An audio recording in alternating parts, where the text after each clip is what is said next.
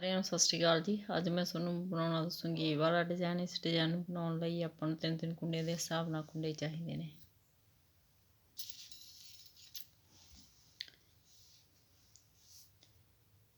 ਪਹਿਲੀ ਸਿਲਾਈ ਬਿਲਕੁਲ ਆਪਾਂ ਸਿੱਧੀ ਬੁਣਾਂਗੇ।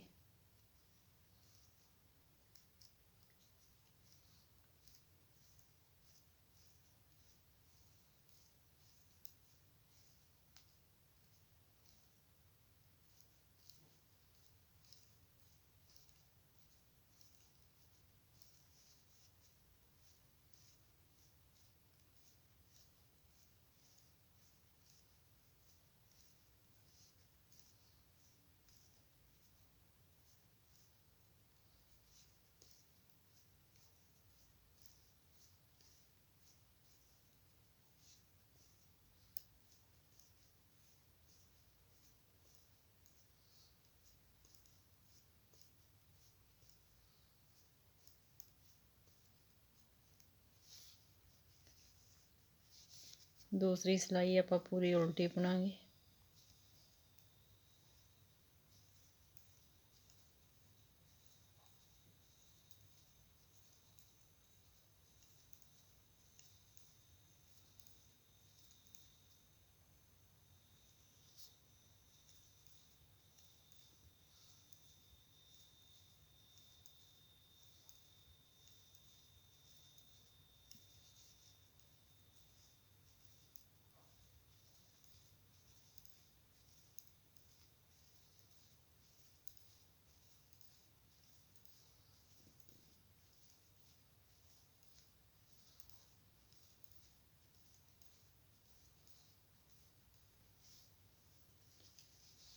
तीसरी सिलाई सीधी बुनांगे बिल्कुल।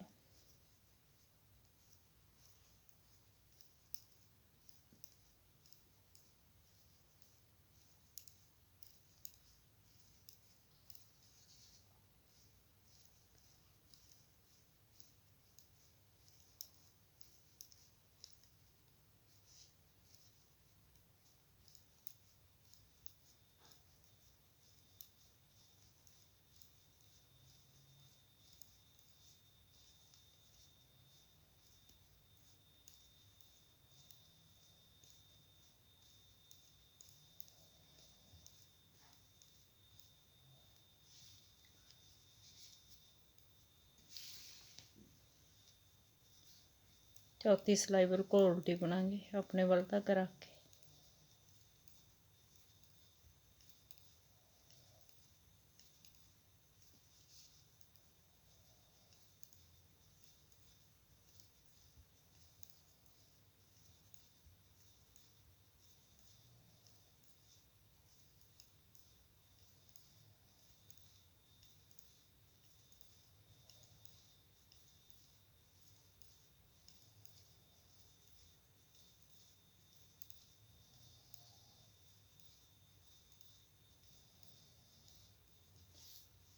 पंजवीं सिलाई पहला कुंडा आपां सीधा बुनांगे, दूसरा कुंडा अपने वाल तक करके उल्टा बुनांगे,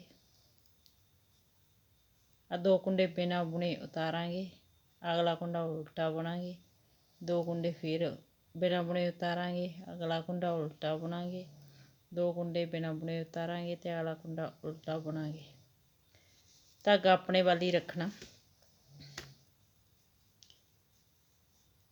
सारी सिलाई आप इस तरह ही कंप्लीट कर लांगे।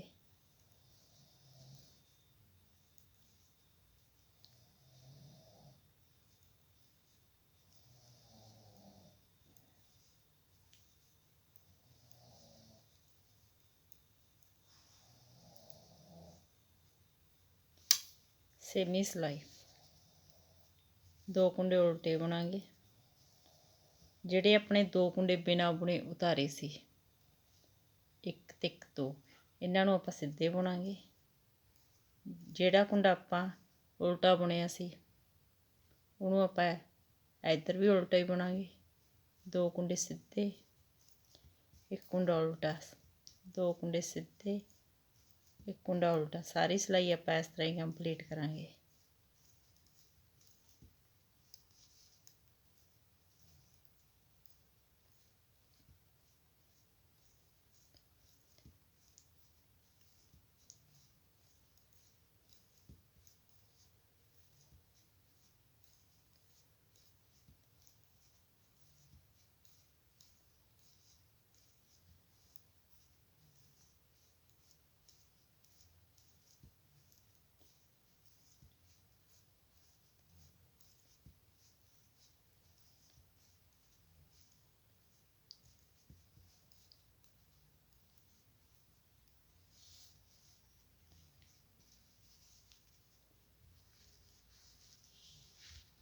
ਇਹ 6 ਸਿਲਾਈਆਂ ਨੂੰ ਬਾਰ-ਬਾਰ ਰਿਪੀਟ ਕਰਦੇ ਜਾਓ ਤੇ ਕਿਸਾਨ ਦਾ ਡਿਜ਼ਾਈਨ ਤਿਆਰ ਕਰਦੇ ਜਾਓ। ਵੀਡੀਓ ਨੂੰ ਲਾਈਕ, ਸ਼ੇਅਰ ਔਰ ਚੈਨਲ ਨੂੰ ਸਬਸਕ੍ਰਾਈਬ ਜ਼ਰੂਰ ਕਰਿਓ ਜੀ। Thank you.